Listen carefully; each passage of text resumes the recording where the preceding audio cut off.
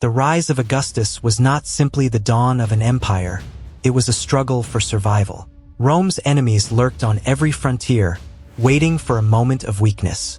To secure his rule and maintain Rome's dominance, Augustus had no choice but to wage war. From the rugged mountains of Spain to the scorching deserts of Arabia, the legions marched, crushed rebellions, and carved Rome's will into the world.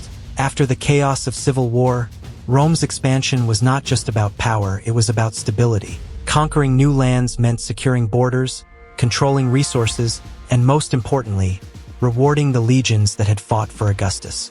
But this came at a cost: endless war.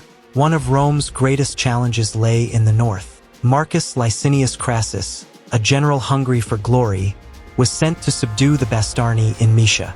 These fierce warriors had raided Roman lands for years, and Crassus knew that hesitation meant disaster.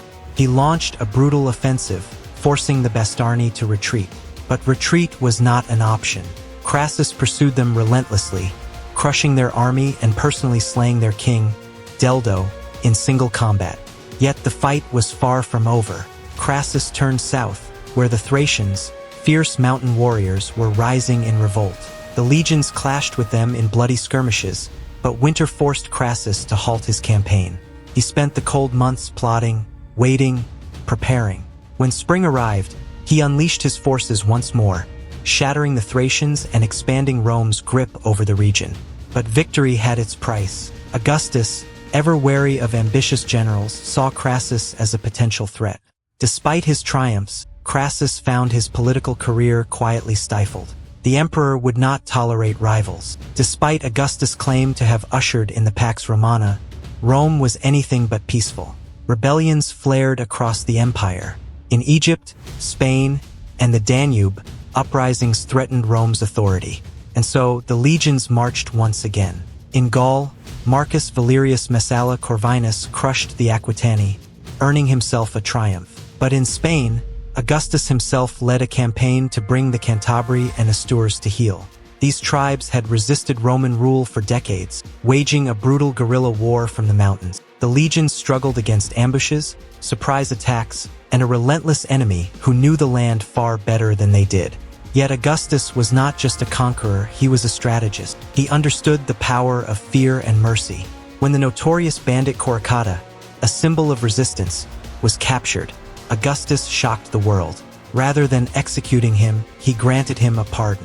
The message was clear: Rome rewards those who submit, but destroys those who resist. The fighting in Spain dragged on, forcing the Romans to adapt. They deployed siege weapons, cut off supplies, and used elite troops from Aquitania to counter the guerrilla tactics. The Selasi in the Alps were dealt with through deception, lured into peace talks only to be betrayed. 36,000 people were enslaved. Rome founded the city of Aosta in their place. The final blow came when the Astures launched a desperate assault on the Romans. At first, it seemed they might succeed, but betrayal from within shattered their forces. Rome responded with ruthless efficiency, besieging their strongholds at Lancia and Mons Medulius, starving them into submission. Spain was finally conquered, but not every campaign ended in victory. Augustus sought to extend Rome's reach into Arabia Felix, modern Yemen, a land rich in trade and resources. Yet the expedition was doomed before it began. The Nabatean guide, Silius, led the Roman army into disaster, manipulating their route until starvation and disease decimated their ranks. The invasion collapsed and Rome withdrew. But Augustus did not forgive treachery. Silius was executed for his deception. Meanwhile, in Egypt, a powerful enemy rose to challenge Rome. Queen Amanirenas of Nubia launched a devastating invasion, sacking Roman cities and destroying statues of Augustus himself. Rome's response was swift and brutal. The legions crushed her forces, burned Napata, and imposed a heavy tribute, securing the southern frontier once more. Yet, even as Rome secured its borders, its ambitions grew. Lucius Cornelius Balbus led a daring campaign deep into Africa, pushing further than any Roman had before. He reached the Niger River, defeating the mighty Garamantes and bringing their lands under Rome's shadow. His triumph was unprecedented. He became the first provincial to receive a triumph in Rome itself. But despite all these victories, one truth remained: Rome's empire was built on war, could never rest. The legions would always march, the conquests would never end, and the blood price of power would always be paid. For Augustus, peace was an illusion. His rule was secured not by words, but by the sword. Augustus had solidified his rule, but his vision for Rome demanded constant vigilance. Even as the empire expanded, enemies lurked in the shadows, waiting for weakness. The frontier was never truly secure. Rebellions simmered beneath the surface, and beyond Rome's borders, powerful kingdoms watched, waiting for their chance to strike. In the east, Parthia, Rome's eternal rival, loomed as a growing threat. The scars of Carrhae, where Crassus and his legions had been annihilated decades before, still haunted Roman memory. Augustus sought not open war, but dominance through diplomacy and intimidation. He forced Parthia to return the captured Roman standards, a symbolic victory that reinforced Rome's prestige. But Augustus knew Parthia would never truly submit. Another war was inevitable, it was just a matter of time. Meanwhile, on the empire's western edge, trouble brewed in Germania. The tribes beyond the Rhine were restless, a chaotic web of shifting alliances and constant raids. Rome's legions pushed deep into Germania, seeking to pacify the region and establish permanent control. But the land was vast, the forests thick, and the tribes unpredictable.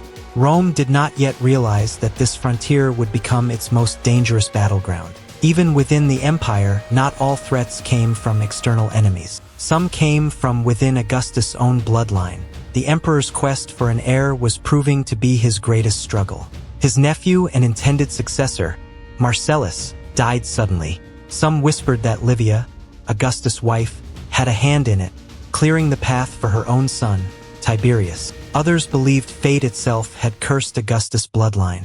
One by one, Augustus' chosen heirs, Agrippa, Gaius, and Lucius, met untimely deaths. Whether through illness, misfortune, or political intrigue, the future of the empire remained uncertain. With no other choice, Augustus turned to Tiberius, a brilliant but cold military commander. He was not Augustus' first choice, nor his second, but he was the only one left. Tiberius was sent to quell unrest in Pannonia and Illyricum, where a massive revolt threatened Roman rule. The uprising was unlike anything Rome had faced before.